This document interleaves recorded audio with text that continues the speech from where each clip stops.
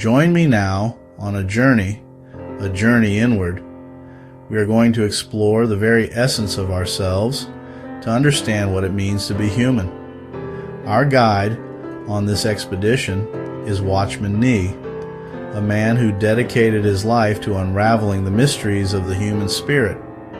Nee's insights into the fall of man and its profound implications for us all will illuminate the path before us. Imagine, if you will, a blueprint. Not just any blueprint, but the blueprint of humanity. This blueprint, as Watchman Nee saw it, reveals that we are not merely physical beings, but spiritual beings having a human experience. At the core of our being lies the Spirit, our point of connection with the divine. This Spirit, according to Nee, was meant to be the leading force in our lives. In the beginning, there was harmony. Man, freshly formed in the image of God, walked in perfect communion with his Creator. His spirit, vibrant and alive, directed his soul, the seat of his emotions, intellect, and will. The body, a vessel of clay, followed the lead of the soul, energized by the life of God flowing from the Spirit outward. Imagine a perfectly tuned orchestra. The Spirit, the conductor, sets the tempo and guides the musicians. The soul, the instruments, produces a symphony of thoughts, emotions, and desires. The body, the concert hall, resonates with the beauty of the music. Then came the fall. Adam's sin in the Garden of Eden was not merely a transgression against a divine command. It was a seismic shift, a cosmic upheaval that shattered the original harmony of man's being. The Spirit, once sovereign, was dethroned. The soul, now separated from its divine source, seized control. The body, subject to decay and death, became both the prison and the plaything of the fallen soul. Imagine now that the conductor has been silenced. The instruments, no longer guided by a unifying force, each plays its own tune, creating a cacophony of discordant sounds. The once magnificent concert hall now echoes with the sounds of chaos. This, Watchman Nee tells us, is the essence of spiritual death.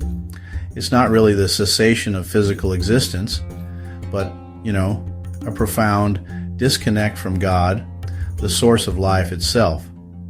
The Apostle Paul, in his letter to the Ephesians, describes this state with stark clarity. And you were dead in the trespasses and sins in which you once walked. This death, this separation, is the inheritance of all who descend from Adam.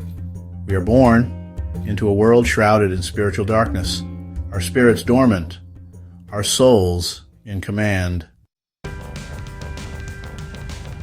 The consequences of the fall are all around us. Just look at the world. You can see the endless striving, the insatiable desires, the constant pursuit of pleasure and power.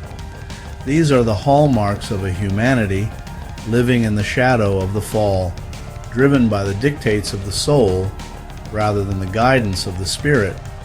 We may build towering cities, amass vast fortunes, and achieve remarkable feats of intellect and creativity. But honestly, without the Spirit awakened and restored to its rightful place, our lives are but a pale imitation of the life we were meant to live. We may convince ourselves that we are fully alive, that our achievements and experiences are proof of our vitality. But Watchman Nee urges us to look deeper, to see the emptiness that lies at the heart of a life lived apart from God. For in the absence of the Spirit's guidance, we become slaves to our lower natures, driven by appetites we just can't control, forever seeking fulfillment in things that ultimately cannot satisfy. We become like ships adrift at sea, tossed to and fro by the winds and waves of our own making, without a compass to guide us or an anchor to hold us steady. But there is hope. The fall, though catastrophic, is not the end of the story. God, in His infinite mercy, has provided a way back to Himself, a way to bridge the chasm of separation and breathe new life into our dormant spirits. This is the miracle of salvation, the restoration of the original design, the reawakening of the Spirit to its rightful place as the guiding force in our lives.